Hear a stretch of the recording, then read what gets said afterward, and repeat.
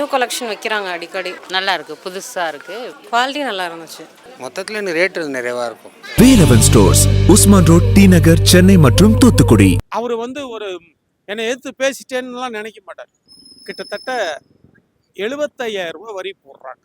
ஒரு 36 ரூபா தான் ஒரு ஸ்கொயர் ஃபீட்டுக்கு போடணும். அப்படி போட்டால் 36,000 ரூபா வரலாம் 1000 ஸ்கொயர் ஃபீட்.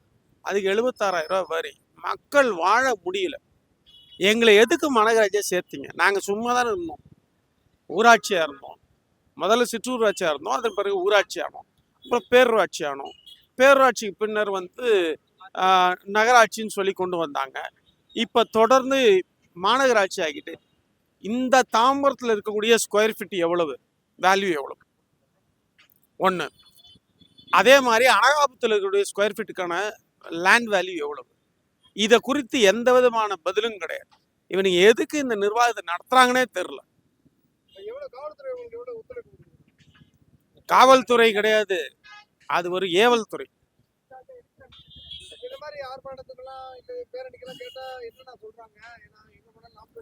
பல கண்டிஷன் கொடுக்குறாங்க. இப்படிதான் வரணும், இத்தனை பேர் தான் வரணும், இவ்வளவு பேர் தான் வரணும்னு சொல்லிட்டு அதையும் தாண்டி தான் நாங்கள் மக்களுக்காக வேலை செய்யறது தான் அண்ணன் செந்தமிழன் சீமானுடைய பணி. அந்த வேலையை நாங்கள் கரெக்டாக பண்ணிட்டு இருக்கோம்.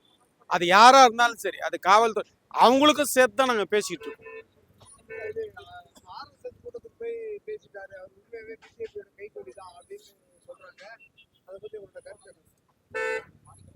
நான் உண்மையா சொல்லணும்னா அந்த கூட்டத்தில் அண்ணன் பங்கேற்க கூடாது. பாரதிக்காக பாகிஸ்தான்லயும் பேசுவேன்னு ஒரு வரி சொன்னார் பார்த்தீங்களா, அதோட அந்த ஆன்சருக்கான கொஸ்டினுக்கான ஆன்சர் வந்துருச்சு. அது அவருடைய இயல்பு. நானா இருந்தா போக மாட்டேன். நான் பாரதியை விட பாரதிதாசனை நேசிக்கக்கூடியவன். எங்க அண்ணன் எப்ப எந்த முடிவு எடுத்தாலும் அது சரியா இருக்கும், அதுல நான் நம்புறேன். அவர் ஒரே சொல்றாரு, அது பாஜக கூட்டமா இருக்கட்டும், எதுவா இருக்கட்டும், நான் ஒரு கிறிஸ்தவன், என் நண்பர்கள் இஸ்லாமியர்கள் எல்லாத்தையும் தாண்டி அவர் இந்த தமிழ் இனத்திற்கான தலைவர். அவருக்கு பாரதியை பிடிச்சிருக்கு, பண்ணட்டும், என்ன தப்பு? சரியா? என்னுடைய நிலைப்பாடை நான் மாத்திக்கிட்டேன். 2 நாளைக்கு முன்னாடி நான் முகநூலில் போட்டேன், பதிவு பண்ணிங்க. 2 நாளைக்கு முன்னாடி போட்டேன், எனக்கு பாரதியாரை பிடிக்கவே பிடிக்காது, பாரதிதாசன் தான் பிடிக்கும்னு சொல்லியே பதிவு போட்டேன். ஐயா கவிஞர் ஒருத்தர் இருப்பார், அந்த மாதிரி ஒரு தெளிவான என்னுடைய கருத்துக்கு அங்கே சுதந்திரம் இருக்கு. அவர் ஒரு என்னை எதிர்த்து பேசிட்டேன்னுலாம் நினைக்க மாட்டார். எதிர்த்து பேசினாலும் அவன் சரியா சொன்னா சரின்னு ஏத்துக்கக்கூடியவர் தான். அவர் ஒரே வார்த்தை சொல்லிட்டாரு, நான் பாரதியை பத்தி பாஜக இல்ல பாகிஸ்தான்ல பேசுவேன்ட்டாரு. அதுக்கு மேல என்ன இருக்கு? அப்ப அவருக்கு பிடிச்சிருக்கு. எனக்கு பிடிச்சதுதான் உங்களுக்கு பிடிக்கும் இல்லை. எனக்கு மாட்டுக்கறி பிடிக்கும், உங்களுக்கு கோழிக்கறி பிடிக்கும். நீ மாட்டுக்கறி தான் தின்னுன்னு சொல்லக்கூடாது, நீ கோழிக்கறி தான் சாப்பிடணும்னு சொல்லக்கூடாது. அது அவருடைய கொள்கை, இது என்னுடைய கொள்கை. ஆனாலும் எல்லாரையும் அரவணைத்து அழைத்து கொண்டு செல்லக்கூடிய ஒரு ஆளுமை மிக்க, பேராளுமை மிக்க தலைவன் என் அண்ணன் செந்தமிழன்.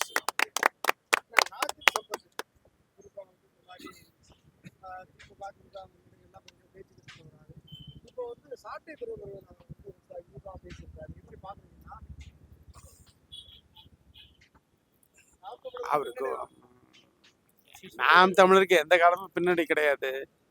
நாஞ்சில் செம்பத்துக்கு கொஞ்சம் வாயில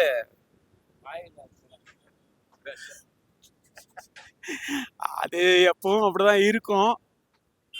நான் 2000 அவரை வச்சு கூட்டம் நடத்தினவன். நான் மதிமுக இருக்கும்போது அப்படிதான் வாய் வியாபாரி,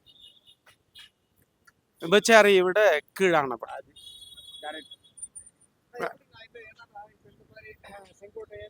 இந்த மாதிரி குறிப்பா நம்ம தாவேக்கா மேல என்ன குற்றச்சாட்டு அவங்க அரசியல் தெரியல. இந்த மாதிரி அரசியல் பெற்ற ஆளுநர் போகும்போது டிவிக்கு இன்னும் வளர்ச்சி அப்படி வாய்ப்பே கிடையாது. என்ன காரணம்னா, உங்களுக்கு அந்த அந்த தலைமைன்னு ஒண்ணு இருக்கு, அந்த கட்சி தலைமைன்னு ஒண்ணு இருக்கு. அந்த தலைமைக்கு அறிவு இருக்கணும், அவன் தான் வழி நடத்த முடியும். மேய்ப்பன் சரியா இல்லாவிட்டால் மந்தைகள் வீணாய் போய்விடும். சரியா? மேய்ப்பன் சரியா இருக்கணும். விஜய்க்கு என்ன தெரியும்? எனக்கு இந்த வார்த்தை, இந்த VJI இந்த 3 வார்த்தையை சொல்றதே கேவலமா நினைக்கிறேன். அவனா ஒரு மனுஷனே கிடையாதுங்க. அவன் எதுக்கு கட்சி ஆரம்பிச்சான், என்ன காரணம்னு தெரியல. அவங்கெல்லாம் இந்த நாட்டில் உட்காந்துட்டு கருத்து பேசிட்டு இருக்கான்னா, நானும் அதே லைலா காலேஜ் தான் படித்தேன். அவன் அது என்னது அந்த மீடியா விஸ்காம் அந்த டிபார்ட்மெண்ட், நான் வந்து கெமிஸ்ட்ரி டிபார்ட்மெண்ட். சரியா, நான் ஒன்றா பார்த்தவங்க. இவன்லாம் ஒரு ஒரு திரையில வந்துட்டா நாட்டை காப்பாற்ற முடியும்னு நினைக்கிறது எப்பேற்பட்ட அயோக்கியத்தனம். உனக்கு என்ன தெரியும்? தமிழ்நாட்டில் எத்தனை சட்டமன்ற தொகுதி தெரியுமா? சொல்லு, பதில் சொல்லு. எத்தனை நாடாளுமன்ற ஏங்க ஒண்ணுமே இல்லை, எங்களுக்கு பயமே கிடையாது. நான் சொல்றேன், ஆட்டுக்கார ஆளுமையில்னு ஒரு படம் வந்துச்சா? அந்த ஆடை பார்க்கறதுக்கு மக்கள் பூரா சேர்ந்து நின்னோம். ஆடை பார்க்கறதுக்கு கூட்டம் கூடும். வடிவேலு ஓமக்குச்சி ராமசிங் வந்தாலும் கூட்டம் கூடும், செந்தில் வந்தாலும் கூட்டம் கூடும். கூட்டம் கூடுறதெல்லாம் ஓட்டாகாது. சரியா? ஆனா நாம் தமிழர் கட்சியில இருக்கக்கூடியவர்கள் கொள்கைவாதிகள். அவனை கொன்னா கூட விவசாய சின்னத்துக்கு தான் ஓட்டு போடுவானே தவிர வேற மாத்தி போட மாட்டான். அதுதான் நாம் தமிழர். அந்த மாதிரி எங்களை வந்து ஒரு தடவை அண்ணன் சீமான் வந்து இதுல வந்து ஒரு பேட்டியில சொன்னாரு, டேய் நான் கூட்டணி வச்சா என்ன கொன்றுவானுங்கடான்னாரு. அதெல்லாம் சாதாரண வார்த்தை கிடையாது. ஏன்னா அவரை தாண்டியும் வந்து அரசியல் அனுபவம் மிக்க ஆற்றல் மிக்க மனிதர்கள் வந்து நாம் தமிழர் கட்சியில இருக்காங்க. அதனால வந்து எங்களுக்கு எந்த விதத்துல சேதாரம் கிடையாது. சேதாரம் செய்கூலி எல்லாம் திமுகவுக்கு தான். காரணம் 2 சொல்லிடுறேன். இஸ்லாமியர்கள் கிறிஸ்தவர்கள் ஓட்டை விஜய் பறிப்பார், ஒடுக்கப்பட்ட மக்களுடைய ஓட்டை வந்து விஜய் வந்து பறிப்பார். இந்த 2 ஓட்டை வச்சு தான் வந்து திமுக வந்து வாழ்ந்துட்டு இருக்கு. அதை தாண்டி ஒன்றும் கிடையாது. இந்த ஓட்டுகளை விஜய் பறிக்கும் போது எங்களுக்கான பலம் தான் கூடுமே தவிர எங்களுக்கு பலவீனமே கிடையாது. நேத்து அதிமுகல இருந்து என் தம்பி வந்து சேர்ந்திருக்கா போல, என் நண்பர். நான் தொடர்ந்து சேர்ந்துக்கிட்டு தான் இருக்கேன்னு தவிர விலகி போனவன் இல்லை. விலகி போனவன்லாம் ஜெயலலிதா பாஷையில் சொல்லணும்னா உதிர்ந்த மயில்.